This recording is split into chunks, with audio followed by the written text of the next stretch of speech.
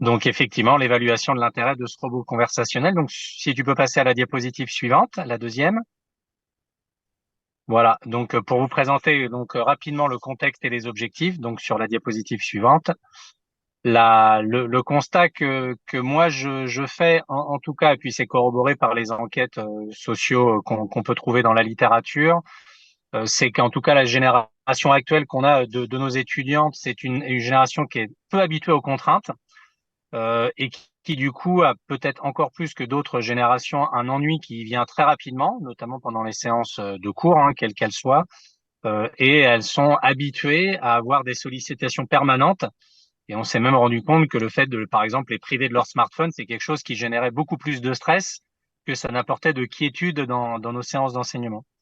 De ce fait, ils ont une attention qui est très limitée. Je pense que de toute façon, ça c'est pour tous les apprenants. On a plein de publications qui démontrent qu'une heure de cours déjà c'est trop. Donc pour eux, on voit déjà que, en tout cas, quand on regarde les études récentes, au bout de 12 à 18 minutes au maximum, leur attention elle est déjà complètement partie ailleurs. Et le côté un peu contradictoire, c'est qu'on a un socle de connaissances qui est en augmentation constante par rapport à ne serait-ce qu'il y a 5 ans et encore plus 15 ou 20 ans. Ils ont de ce fait aussi un sentiment de pouvoir être multitâche. Alors là, je serais peut-être un peu plus critique sur le fait qu'ils le soient vraiment. En tout cas, ils aiment bien ouvrir plusieurs tâches en même temps. Et puis, ils ont également besoin de bienveillance et de ludique parce que je pense que c'est ce qu'ils rencontrent en fait dans leur enseignement depuis le plus jeune âge. Donc en fait, ils ne comprennent pas que brutalement on puisse passer sur quelque chose qui serait plus, on va dire, contraignant. Et puis, dernier élément et pas des moindres, bien évidemment, c'est une génération digitale native hein, qui est née presque avec un smartphone dans les mains ou presque en tout cas. Donc du coup, l'intérêt du micro-learning que je vais vous présenter après m'est paru assez évident. Et du coup, sur la diapositive suivante, peut-être aussi vous expliquer ce qui a rendu pour moi l'intérêt de ce chatbot évident, c'est qu'ils ont un temps de travail disponible, nos étudiants, qui devient une denrée rare, à la fois parce que leur emploi du temps est chargé, et puis bon bah par rapport peut-être à certaines personnes que je vois par vidéo dans l'assemblée, bon peut-être que l'assiduité entre guillemets dans les cours à notre époque était sans doute un peu moindre, la diversité des activités qui leur étaient proposées, qui nous étaient proposées aussi. Des fois, on passait peut-être plus de temps en prophylaxie que sur les bancs de l'école. Toujours est-il que voilà, les étudiants nous rapportent des temps de travail personnel en moyenne dans la semaine qui peuvent même presque doubler en période de révision et qui rendent difficile le fait de leur donner des séquences supplémentaires ou des opportunités d'apprendre lorsqu'elles sont très chronophages. Et tout ça, ça peut aboutir bien évidemment à une forme de détresse ou de souffrance psychologique hein, que plusieurs études récentes nous démontrent. Du coup, sur l'animation suivante, vous expliquez encore une fois le fonctionnement de cette génération qui est habituée au format court. Hein, 12 minutes, je vous dis, c'est la concentration maximum durant un cours magistral, pas en études vétérinaires hein, pour des étudiants de cet âge-là, de cette génération. Ils aiment pouvoir consulter les informations sur demande, parce qu'encore une fois, c'est ce qu'on leur apprend depuis la primaire et le collège. Et puis, ils sont assez affines au fait d'utiliser de nouveaux outils. Et du coup, animation suivante, il nous est paru évident que voilà, leurs attentes qui étaient de la bienveillance, la prise en compte de leur avis aussi, c'est quelque chose de très important, qu'ils puissent donner du feedback et l'impression d'être proactif. Tout ça m'a fait dire que ce chatbot pouvait être une opportunité. Donc, du coup, sur la diapositive suivante, j'ai décidé de vous présenter du coup quels étaient les objectifs pour nous de l'étude. C'était donc d'évaluer un nouvel outil pédagogique, en l'occurrence un chatbot conversationnel, qui nous semblait être adapté à la génération Z. Alors nous, on l'a évalué sur un projet particulier qui était la pathologie locomotrice chez les bovins, mais je ne doute pas que les résultats eussent été similaires avec d'autres espèces ou d'autres objets d'application. Un des critères forts pour moi dans le cahier des charges, c'est que ça n'augmente pas, en tout cas pas de façon significative, la charge de travail. Donc que ça puisse quelque part s'insérer dans leur vie au quotidien, quand ils sont dans le bus, quand ils sont dans le tram, quand ils sont sur une pause assez courte, et puis qu'ils soient efficaces. D'où l'idée, je pense que c'est pour ça aussi qu'on avait échangé avec Dan au départ, l'idée c'était vraiment de pouvoir aller jusqu'à l'évaluation de ces dispositifs dans un cadre, on va dire, un peu scientifique, type cas témoin. Donc du coup, pour vous expliquer comment ça marche sur les diapositives suivantes, je vais vous expliquer voilà quel est le principe d'un micro-apprentissage avant de vous expliquer le principe de notre chatbot. L'objectif d'un micro-apprentissage, en fait, il est quintuple. La première, c'est bien évidemment qu'on enseigne à un apprenant, ça semble logique dans un apprentissage, mais ce qui le caractérise vraiment, c'est une durée courte, hein, environ 5, 7, 10 minutes grand maximum, justement pour lutter contre le manque d'attention de réaliser ces séquences de façon autonome, c'est-à-dire que l'apprenant peut décider du moment qui lui semble le plus opportun dans son quotidien, compte tenu de ses contraintes pour faire cet enseignement-là, qu'il soit supervisé également entièrement pendant chaque séance, donc qu'il y ait du feedback, hein, une autonomie mais supervisée, et puis surtout, et ça c'est très important notamment pour permettre de fixer l'apprentissage, qu'on ait un retour presque instantané. Donc on comprend bien que finalement un phénomène de conversation pourrait répondre à ça. Donc du coup, sur les diapositives suivantes, je vais vous expliquer ou vous réexpliquer finalement, pour celles et ceux qui sont pas affines avec cette notion, qu'est-ce que c'est qu'un chatbot. Donc sur la diapositive suivante, je vous le résume très simplement. Qu'est-ce que c'est qu'un chatbot? C'est un programme informatique qui simule une conversation humaine avec des choix de réponses qui sont limités ou ouverts et où les réponses s'adaptent en fonction à la fois des besoins des apprenants, hein, donc ce besoin de bienveillance. On peut mettre des feedbacks qui sont bienveillants, que la réponse soit bonne ou mauvaise. Et puis, c'est bien évidemment basé sur des nouveaux dispositifs technologiques. Donc pour ça, je vous disais, on s'est associé avec la société Ascovet, hein, qui a déjà un Doug, une offre commerciale en place, un chatbot conversationnel qui s'appelle Doug, qu'ils ont déjà pu déployer sur différents thèmes avec différents publics, que ce soit pour du RSA en entreprise, que ce soit des messages à destination des vétérinaires, à destination des ASV, donc un public vraiment très divers. Donc on est ravis d'avoir pu bénéficier de leur expérience là-dessus sur l'accompagnement et je voulais profiter de cette présentation pour remercier chaudement Marion, la créatrice de la société Ascovet, et puis Marie, l'ingénieure pédagogique qui nous a suivis pendant ce projet. Et on fait un travail remarquable. Du coup, sur la diapositive suivante, je vais vous expliquer le déroulé, comment on a mis en place ce Doug, et puis je finirai bien évidemment par les résultats.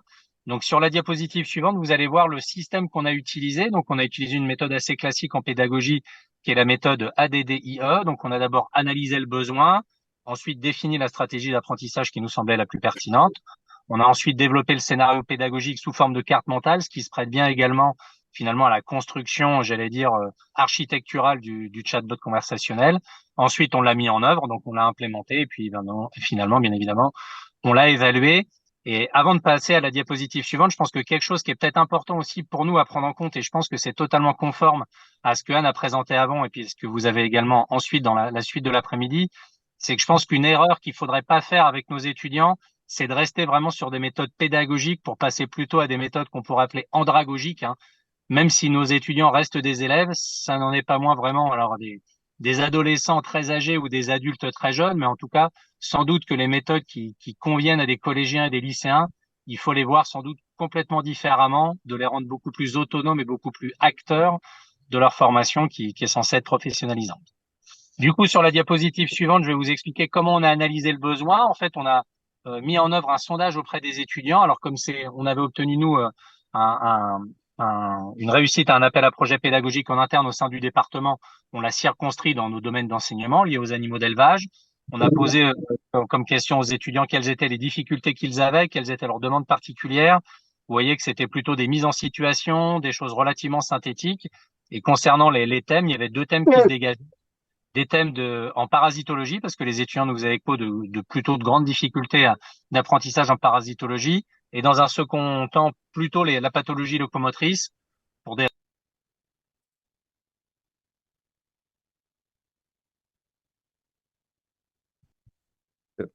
Est-ce qu'on peut vous demander juste de réactiver votre micro, s'il vous plaît? Ah, mince, mon micro était coupé. OK. Je le réactive. C'est bon, vous m'entendez? Oui, Parfaitement, merci. OK, super. on t'a perdu au moment où la pathologie locomotrice était D'accord. plébiscitée par les étudiants. OK, voilà. Donc, la pathologie locomotrice a été, on va dire, plébiscitée par les étudiants. C'était surtout la parasitologie en numéro un. Mais on avait une collègue à ce moment-là qui était en congé maternité. Donc, on s'est retranché, entre guillemets, sur la pathologie locomotrice, où c'est vrai qu'on a beaucoup de domaines assez complexes à expliquer aux étudiants. Du coup, sur la diapositive suivante, je vais vous expliquer rapidement comment on a décidé de développer, enfin, de définir ce Doug. Donc, Doug, c'est le nom du chatbot, hein, conversationnel. On a décidé de l'implémenter, de le mettre en œuvre sur 5 séquences autonomes de 5 minutes par jour. L'idée étant que les étudiants le fassent la semaine précédant le travail, le TD, hein, le travail dirigé spécifique lié à ces maladies-là.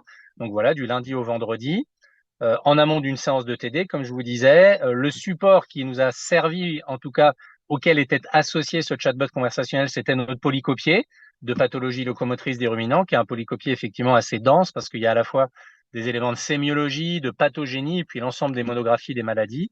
Et puis le doux, c'était pour nous, pour l'intérêt de ce doux, c'était vraiment qu'il soit réalisable en distanciel, à tout moment par les étudiants en asynchrone.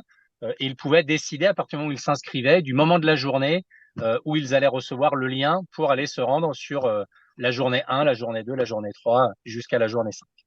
Sur la diapositive suivante, je vais vous expliquer également comment on a défini l'échantillon. Donc, comme j'étais dans une volonté de vouloir évaluer un peu de façon rigoureuse, on va dire, l'efficacité de ce dispositif, donc on s'est basé sur une promotion d'étudiants de VET3, hein, qui sont ceux qui disposent de cet enseignement de pathologie locomotrice. Donc, quand on cumule l'ensemble des étudiants, des redoublants, etc., on était un peu plus de 170 élèves, comme vous le voyez. Et ce qu'on a fait, c'est qu'on a tiré au sort la moitié des élèves qui devaient normalement obligatoirement suivre ce chatbot, une autre moitié qui ne le suivait pas, donc j'allais dire qui était business as usual, comme on fait les autres années. Mais comme vous le voyez dans le tableau du bas de cette diapositive, on a fait l'hypothèse dès le départ que peut-être tous les étudiants qui devaient suivre ce DOUG ne le suivraient pas. Vous allez voir dans les diapositives suivantes qu'on a eu raison de faire cette hypothèse. Donc, ce qui fait qu'on faisait l'hypothèse a priori de 3 populations, ce qu'on a appelé la population DOUG complet, donc ceux qui non seulement devaient faire ce chatbot, mais l'avaient suivi du début à la fin. Ceux qu'on a appelé DOUG partiels, qui devaient le faire, mais qui ne l'ont pas fait, ou en tout cas qui n'ont pas réalisé dans l'entièreté. Et puis ceux qui n'ont pas fait le DOUG du tout, hein. Voilà, donc ça, c'était nos 3 populations. Sur la diapositive suivante, vous allez voir également comment on a défini nos objectifs. Donc, nos objectifs, comme l'idée c'était de pouvoir comparer l'efficacité du dispositif et qu'on avait un groupe qui ne faisait pas ce chatbot conversationnel, on ne pouvait pas non plus se fixer des objectifs qui étaient très différents de ceux du support du polycopier. Donc, on est resté sur des compétences générales opérationnelles, voilà, avec des objectifs globaux par journée, hein, donc de J1 à J5. Pour faire simple, chaque journée abordait un chapitre différent du polycopier et était vraiment superposé aux objectifs d'enseignement qu'on donne aux étudiants en vue de l'examen. Et sur la diapositive suivante, du coup, vous allez voir quel est un peu le principe du développement de ces scénarios pédagogiques et surtout de la bienveillance et de l'adaptabilité. Donc, vous voyez que on commence par une première question qui, peu importe, hein, qui est très générique. Selon toi, quelle est la bonne réponse parmi les 3, A, B ou C? Sachant que A est la bonne. S'il répond positivement à A, vous voyez qu'il y a du renforcement. Bravo, c'est effectivement la bonne réponse. Il y avait également des emojis, etc., des choses avec lesquelles ils sont assez familiers. Et si l'étudiant donnait une des 2 mauvaises réponses, la réponse B et C, l'idée n'était pas d'être trop punitif, voilà, plutôt de le renvoyer vers la bonne réponse et d'expliquer pourquoi. Toujours pareil, de donner du feedback et puis après de synthétiser pour passer au suivant. Alors du coup, j'espère que ça va marcher. Sur la diapositive suivante, Dan, si tu peux passer, normalement, en allant en bas de cette diapositive, tu devrais pouvoir déclencher une vidéo. Tu devrais avoir une petite barre de lecture. Voilà, si tu vas sur le... Voilà. Et donc, vous allez voir, en fait, la progression de ce qui se passe au quotidien. Là, par exemple, vous avez une vidéo, hein, c'est un des intérêts de ce chatbot. Vous pouvez tout à fait donner du contenu en iconographie. Associé à cette vidéo, vous voyez que un texte apparaît avec des questions. Qu'est-ce que tu as remarqué là-dessus? Est-ce que c'est le rythme de la marche qui était régulier, la longueur de la foulée, le port de tête? L'étudiant, du coup, peut choisir les réponses. Et puis, à partir du moment où il nous donne certaines réponses, alors là, il faut laisser le temps également au chatbot d'interpréter. Et bien là, du coup, la discussion se poursuit. Toujours pareil, certaines des réponses étaient bonnes, d'autres ne l'étaient pas. Donc, du coup, on renforce en disant c'est bien joué pour cette bonne réponse. Pour l'autre, effectivement, c'était un peu plus subtil. Et puis, une dernière qui permet de synthétiser et d'avoir l'ensemble des bonnes réponses. Donc, c'est exactement comme ça que ça fonctionne sur le smartphone. Voilà, on finit par un dernier message qui est positif. Je pense qu'à présent, voilà, tu as quelques clés en main pour mieux suspecter une boiterie. Et puis, quelque chose d'important aussi dans ces systèmes-là, des fois, on se dit en 5 à 7 minutes, on n'a pas le temps de donner grand-chose comme information. Donc, on a la possibilité, en dernière discussion, j'allais dire, de laisser la possibilité à l'étudiant de télécharger un matériel supplémentaire. Ça peut être un article, un lien vers un podcast, un lien vers une vidéo, peu importe. Mais en tout cas, il y a la possibilité pour ceux qui veulent d'aller chercher du contenu supplémentaire. Sur la diapositive suivante, ça sera exactement pareil, avec la possibilité également de regarder la vidéo, Dan, si tu veux. Voilà. Donc, en passant plutôt la diapositive suivante, là, tu as dû retourner sur la même. Voilà. Donc là, très bien. Voilà. Ici, effectivement, donc vous voyez, donc toujours pareil. Là, on se met plutôt dans le cadre d'un cas clinique avec un veau qui a des difficultés, l'éleveur qui décrit un veau avec le dos courbé, etc. On lui demande à quel syndrome cela peut être associé. On est dans le cas de la pathologie locomotrice, notamment la carence en vitamine E, sélénium, à la maladie du RAID, pour ceux qui n'ont plus fait de bovins depuis longtemps, ou les souvenirs datent depuis l'école. Voilà, on explique que c'est bien cette maladie-là, mais que c'est pas ce syndrome-là. Ensuite, on lui demande également de se placer par rapport à un diagnostic différentiel. Donc ça, complètement, ça nous permet d'être vraiment en accord avec nos objectifs d'apprentissage. L'étudiant peut sélectionner plusieurs solutions et puis on lui dit, ben voilà, quelles sont les bonnes et quelles sont les mauvaises réponses. Donc c'est vraiment un outil qui est extrêmement intuitif et avec lesquels les étudiants sont relativement affines. Et si vous avez essayé de contacter votre assurance ou votre banque ces derniers temps, de toute façon, vous avez toujours un chatbot qui vous parle et qui vous demande effectivement s'il peut vous rendre service et à la fin, si vous avez bien trouvé la réponse à votre question. Et donc, du coup, sur la diapositive suivante, et puis on va pouvoir aller du coup sur les résultats, et ben, sur l'évaluation, parce que finalement, c'est ce qui nous intéresse le plus. Alors, comme je vous le disais, comme était notre hypothèse initiale, tous les étudiants, alors qu'ils devaient le faire, ne l'ont pas fait, puisque 70% seulement des étudiants qui avaient été tirés au sort pour le faire se sont inscrits. Et parmi tous les étudiants qui devaient le faire, 45% seulement l'ont réalisé entièrement. Donc ça interroge effectivement sur l'engagement. Alors nous, on était déçus, mais finalement, la société Ascovet nous a dit, en fait, quand on compare à deux autres doubles qu'on a fait récemment, que vous avez dans ce tableau-là, donc un qui traitait du biome en général et un autre qui était sur de la vermifugation, notamment à destination des ASV, finalement, vous voyez que le pourcentage d'engagement, j'allais dire, global, était plutôt dans la fourchette haute. Donc, ils nous ont dit, on comprend que tu sois déçu, Raphaël, mais c'est pas si mauvais que ça. Sur la diapositive suivante, ce qui était, je pense, le plus intéressant pour les étudiants, c'était finalement les résultats. Donc, en fait, qu'est-ce qu'on faisait au TD après ce chatbot, après ce Doug? On distribuait aux étudiants un questionnaire qui était noté sur 20. D'accord? Donc, vous voyez ici les notes de l'échantillon témoin, donc qui n'avait pas fait le Doug. Donc, vous voyez que les notes sont pas fameuses. On est aux alentours de 7 sur 20. Voilà. D'autant plus pour ceux qui n'avaient pas fait le Doug, hein.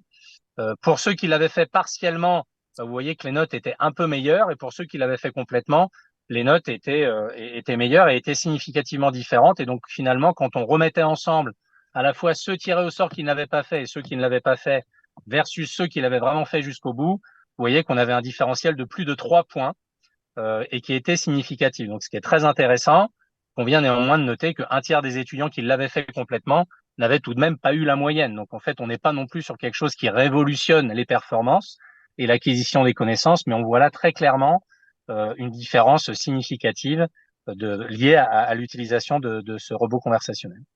Du coup, sur la diapositive suivante, vous allez voir une autre façon de mesurer l'effet de ça, c'est de mesurer ce qu'on appelle la puissance du test de Student, et ça nous donne une taille de l'effet qui, dans le cadre de notre étude, était de 1,25, et une façon d'évaluer finalement la puissance d'une méthode pédagogique. Alors ce test de Student, il est parfois discuté dans la littérature, mais en tout cas, c'est un des tests qu'on retrouve assez facilement, cette taille de l'effet, et on vient le passer ici sur l'échelle de Hattie, d'accord, qui nous place d'ailleurs certains enseignements, vous voyez, le cours magistral, etc., enfin des différentes thématiques et qui est explicite, en tout cas clairement que là, dans notre cas, avec une taille de l'effet de 1,25, on se retrouve vraiment avec notre apprentissage par chatbot sur quelque chose qui est dénoté dans cette échelle-là comme ayant un effet remarquable. Alors encore une fois, hein, c'est pour ça que je pense qu'il faut toujours s'aider d'ingénieurs pédagogiques, parce que quand on le voit comme un enseignant ou comme aussi, je pense que c'est notre formation qui vise aussi l'excellence, la perfection, hein. On se dit que finalement, passer de 7 à 10, à quoi bon? Mais en fait, en termes d'efficacité pédagogique, ça reste très efficace, même si on pourrait se dire que 10 sur 20, c'est quand même pas fameux. En l'occurrence, ici, l'efficacité pédagogique du dispositif, elle est bien supérieure à beaucoup d'autres modalités pédagogiques décrites dans la littérature. Et puis, de façon intéressante, sur la diapositive suivante, on a également regardé ce qui pouvait expliquer les différences d'engagement. Et une différence très, très marquée, c'est le sexe des étudiants. Bon, je pense que c'est une surprise pour personne, mais en tout cas, quand vous regardez la proportion d'étudiants l'ayant fait complètement entre les femmes et les hommes, sans surprise, les filles étaient, on va dire, plus sérieuses, entre guillemets. Et ça, c'est bien démontré également dans la littérature qu'il y a une crainte et une peur de la mauvaise appréciation, le fameux syndrome de l'imposteur aussi dont parlait Anne tout à l'heure, et de la peur de la mauvaise note, le syndrome du bon élève, on pourrait dire, qui est bien plus marqué chez les femmes que chez les hommes dans les études supérieures, quelles que soient les études. Et enfin, sur la diapositive suivante, je vous ai mis également l'évaluation de l'efficacité jour par jour, parce qu'en fait, je vous ai montré des résultats qui sommaient les 5 journées. Et en fait, quand vous regardez la différence entre ceux n'ayant pas fait le double, l'ayant fait partiellement, l'ayant fait totalement, si vous regardez par exemple la différence sur le jour 2, là, vous voyez que clairement, il y a un résultat avec des résultats qui sont plutôt mauvais au jour 2 pour ceux qui n'ont rien fait et qui sont plutôt bons à très bons, plutôt aux alentours de 15 sur 20, on pourrait dire, en différence. Pourquoi? Parce que ce jour 2, en fait, c'était un thème qui était beaucoup plus complexe, hein, qui portait sur à la fois des maladies plus complexes, comme le syndrome myopathie Disney dont je vous parlais tout à l'heure, mais également des éléments de sémiologie qui sont pas toujours faciles à placer. Donc, j'allais dire que comme n'importe quelle nouveauté ou innovation pédagogique, c'est sûrement plus adapté à certains types de contenus qu'à d'autres. Et là, je pense que la possibilité de mettre de l'image, de la vidéo et de feedback immédiat le rend sans doute beaucoup plus adapté à l'apprentissage de notions complexes plutôt qu'à des monographies qui pourraient se suffire de par cœur. On va avancer vers la fin de la présentation pour vous donner l'évaluation qualitative des étudiants. Donc, on en avait 82% qui nous disaient être motivés pour suivre la formation. Ça, c'est pas forcément retrouvé dans le taux d'engagement, mais bon, c'est une génération qui est paradoxale, c'est comme ça. Ils nous ont en tout cas fait un feedback d'un bon équilibre entre théorie et mise en situation. Ils ont bien apprécié notamment le fait qu'on les questionne sur du diagnostic différentiel avec des vidéos, des photos pour rendre la chose ludique et puis concrète. Et on finissait avec quelque chose qui est assez classique, hein, sur le recommanderiez-vous à un ami? 88% répondaient positivement. Et puis, du coup, je vous ai mis sur la diapositive suivante des choses qui sont toutes récentes, qui sont plutôt les raisons de la motivation. Donc ça, c'est des choses qu'on leur a demandé un petit peu après. Qu'est-ce qui les avait motivés à faire ça? Le format court, le fait que ce soit régulier, un court mais tous les jours sur un court laps de temps leur plaisait bien.